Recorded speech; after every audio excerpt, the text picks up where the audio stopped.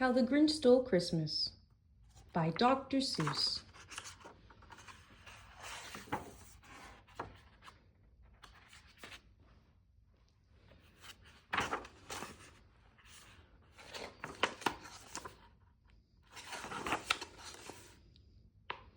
Every Who down in Whoville liked Christmas a lot. But the Grinch, who lived just north of Whoville, did not. The Grinch hated Christmas, the whole Christmas season. Now please don't ask why. No one quite knows the reason. It could be his head wasn't screwed on just right. It could be perhaps that his shoes were too tight. But I think that the most likely reason of all may have been that his heart was 2 sizes too small. But whatever the reason, his heart or his shoes, he stood there on Christmas Eve, hating the Whos, staring down from his cave with a sour, grinchy frown at the warm lighted windows below in their town. For he knew every Who down in Whoville beneath was busy now hanging a mistletoe wreath. And they're hanging their stockings, he snarled with a sneer. Tomorrow is Christmas, it's practically here. Then he growled with his Grinch fingers nervously drumming, I must find some way to stop Christmas from coming. For tomorrow he knew.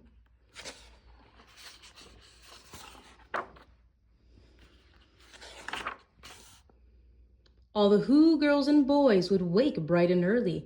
They'd rush for their toys. And then, oh, the noise, noise, noise, noise. That's one thing he hated. The noise, noise, noise, noise.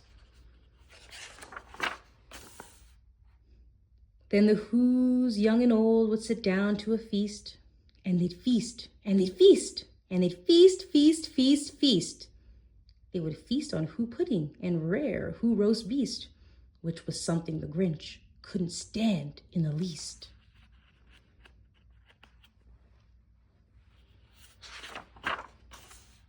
And then they do something he liked least of all. Every Who down in Whoville, the tall and the small, would stand close together with Christmas bells ringing. They'd stand hand in hand, and the Whos would start singing. They'd sing and they'd sing, and they'd sing, sing, sing, sing. And the more the Grinch thought of this Who Christmas sing, the more the Grinch thought, I must stop this whole thing. Why, for 53 years I've put up with it now. I must stop the Christmas from coming. But how?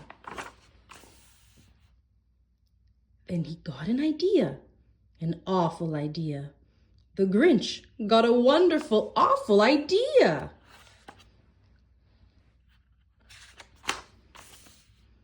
I know just what to do, the Grinch laughed in his throat, and he made a quick Santa Claus hat and a coat. He chuckled and clucked, what a great Grinchy trick. With this coat and this hat, I look just like Saint Nick. All I need is a reindeer, the Grinch looked around. But since reindeer are scarce, there are none to be found. Did that stop the old Grinch? No, the Grinch simply said. If I can't find a reindeer, I'll make one instead. So he called his dog Max, then he took some red thread, and he tied a big horn on the top of his head. Then he loaded some bags and some old empty sacks on a ramshackle sleigh, and he hitched up old Max. Then the Grinch said, giddy up, and the sleigh started down toward the homes where the Whos lay a snooze in their town.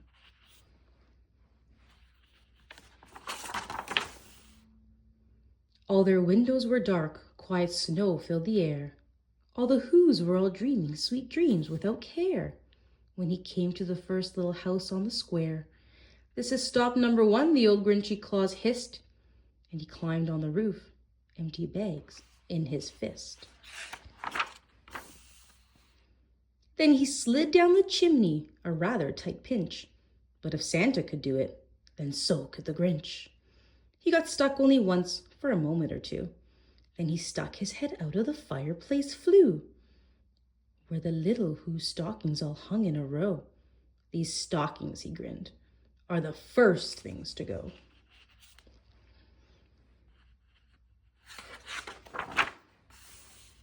Then he slithered and slunk, with a smile most unpleasant, around the whole room, and he took every present: pop guns and bicycles, roller skates, drums, checkerboards, tricycles, popcorn, and plums. And he stuffed them in bags. Then the Grinch very nimbly stuffed all the bags, one by one, up the chimney.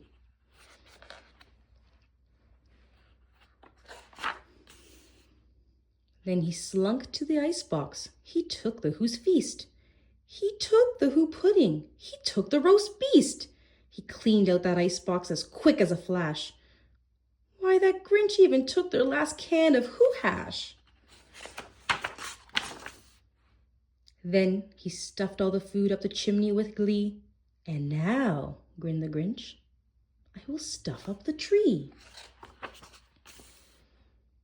And the Grinch grabbed the tree and he started to shove, when he heard a small sound like the coo of a dove. He turned around fast and he saw a small Who, little Cindy Lou Who was not more than 2. The Grinch had been caught by this tiny Who daughter, who'd got out of bed for a cup of cold water. She stared at the Grinch and said, "Santa Claus, why?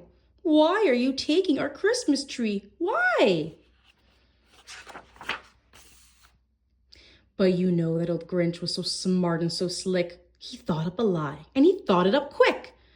"Why, my sweet little tot," the fake Santa Claus lied, "there's a light on this tree that won't light on one side. So I'm taking it home to my workshop, my dear. I'll fix it up there, then I'll bring it back here." And his fib fooled the child. Then he patted her head, and he got her a drink, and he sent her to bed. And when Cindy Lou Who went to bed with her cup, he went to the chimney and stuffed the tree up. Then the last thing he took was a log for their fire. Then he went up the chimney, himself the old liar. On their walls he left nothing but hooks and some wire. And the one speck of food that he left in the house was a crumb that was even too small for a mouse.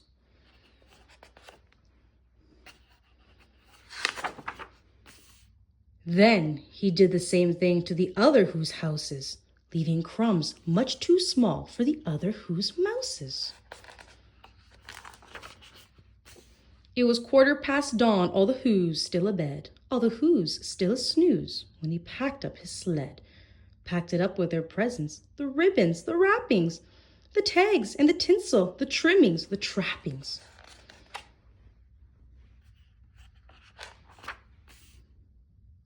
3,000 feet up the side of Mount Crumpet, he rode with his load to the tip-top to dump it. "Pooh-pooh to the Who's," he was grinchishly humming. "They're finding out now that no Christmas is coming. They're just waking up. I know just what they'll do. Their mouths will hang open a minute or two. Then the Who's down in Whoville will all cry boo-hoo." "That's a noise," grinned the Grinch, "that I simply must hear."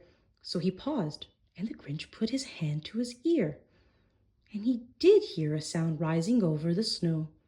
It started in low, then it started to grow. But the sound wasn't sad. Why, the sound sounded merry. It couldn't be so. But it was merry, very. He stared down at Whoville. The Grinch popped his eyes. Then he shook. What he saw was a shocking surprise. Every Who down in Whoville, the tall and the small, was singing without any presents at all. He hadn't stopped Christmas from coming. It came. Somehow or other, it came just the same. And the Grinch, with his Grinch feet ice cold in the snow, stood puzzling and puzzling. How could it be so? It came without ribbons. It came without tags. It came without packages, boxes, or bags. And he puzzled 3 hours till his puzzler was sore. Then the Grinch thought of something he hadn't before. Maybe Christmas, he thought, doesn't come from a store.